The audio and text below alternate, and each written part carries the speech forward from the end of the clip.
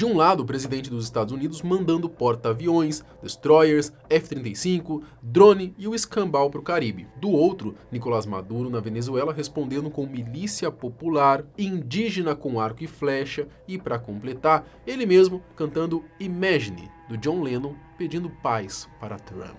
Se fosse só meme, beleza, só que é sério, né? Desde agosto, os Estados Unidos começaram um desdobramento militar pesado na região, oficialmente para enfrentar narcoterroristas, atacar barcos de tráfico de drogas e sufocar o dinheiro que, segundo Washington, mantém o regime do Maduro de pé. Já são vários barcos afundados, dezenas de mortos ligados ao narcotráfico e o maior aparato militar americano no Caribe em décadas. Enquanto isso, em Caracas, a narrativa é outra. Maduro diz que a Venezuela está cercada e que virou alvo de uma guerra imperialista, que agora é lutar ou morrer. E no meio dessa tensão, começam a pipocar notícias de milícias treinando em praça pública, civis em treinamento militar e até brigadas indígenas sendo preparadas para defender o país, com direito a Maduro aparecendo em evento, atirando flecha. Bom, hoje a gente vai organizar um pouco esse caos e entender por que essa crise entre os Estados Unidos e a Venezuela explodiu de novo.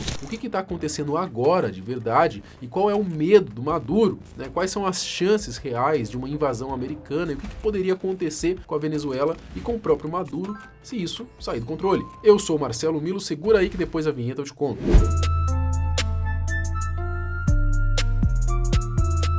Essa história começa alguns meses atrás, quando o governo Trump resolveu apertar o botão do modo guerra aos cartéis na América Latina. Em agosto de 2025, os Estados Unidos começam a mandar navios de guerra para o Caribe, aumentando de 2 ou 3 barcos de patrulha para um mini arsenal flutuante, destroyers com mísseis Tomahawk, navio anfíbio, cruzador, submarino, navios de operações especiais, tudo isso oficialmente para combater o tráfico de drogas. Logo em seguida, vem a primeira bomba, literalmente. Em setembro, Trump anuncia o primeiro ataque a um barco venezuelano, que, segundo ele, levava drogas de uma organização ligada à Venezuela. 11 pessoas morrem nesse ataque. Depois disso, novos bombardeios a outros barcos são confirmados, tanto no Caribe quanto no Pacífico. Até o fim de outubro, já eram ao menos 15 embarcações atingidas e mais de 60 mortos. A narrativa da Casa Branca é bem simples. Estamos em guerra com narcoterroristas, não com a Venezuela. Mas, na prática, tudo aponta para Caracas. Trump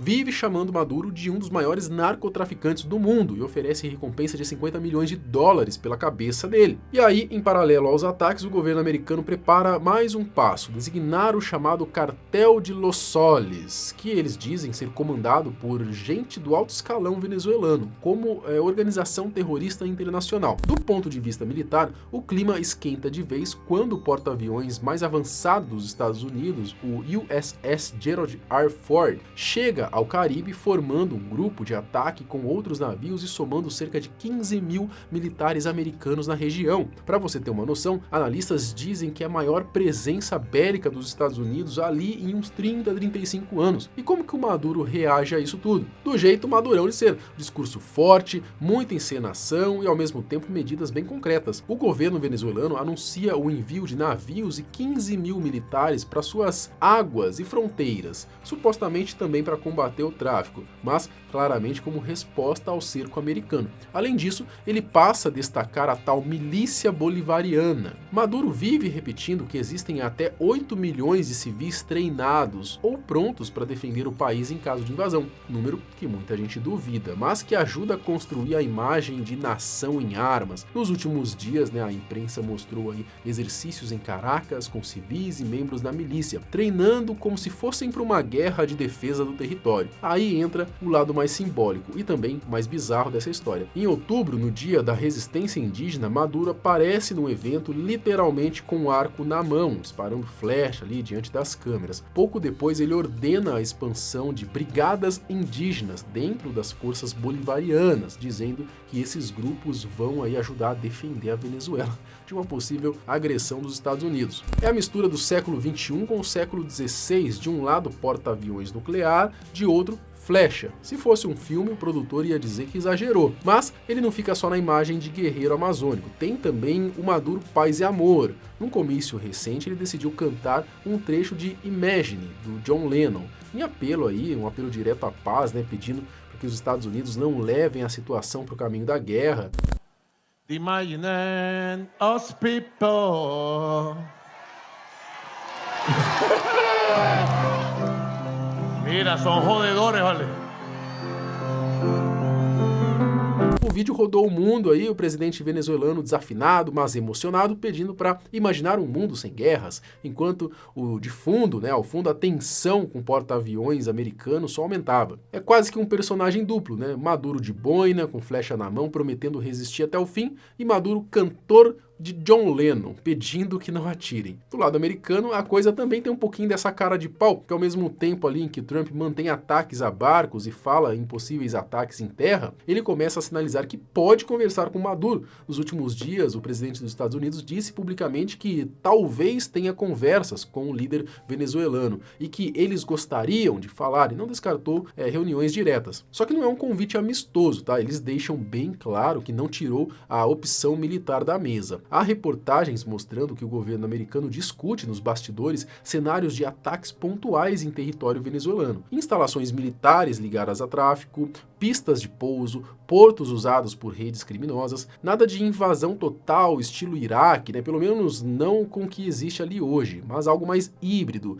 cerco econômico, pressão diplomática e ataques cirúrgicos, se for o caso. E é aí que entra o medo do Maduro. Não é só o medo de perder o país, mas o medo de perder o poder. Essa operação americana no Caribe não mira só o tráfico de drogas, ela corta justamente a principal fonte de dinheiro paralelo que, segundo alguns analistas, mantém os generais e a elite de segurança leais a ele. Com navios americanos travando a rota marítima e destruindo barcos suspeitos, o fluxo de cocaína que sai da região cai e com isso cai também o fluxo de caixa, que lubrifica a máquina de poder. Se o dinheiro diminui, a chance de racha interno aumenta. E é por isso que o regime começa a falar tanto em patriotismo, milícia popular, defesa da pátria, porque precisa segurar a base política, econômica e militar na marra, misturando medo externo com lealdade interna. Agora a pergunta que todo mundo faz é: os Estados Unidos vão invadir a Venezuela? Pelos dados de hoje, a resposta é uma invasão tradicional com ocupação do país é bem improvável. O que existe ali é uma força grande o suficiente para bombardear, fazer operação especial, mostrar músculo, mas não para ocupar um território imenso com 125 mil militares venezuelanos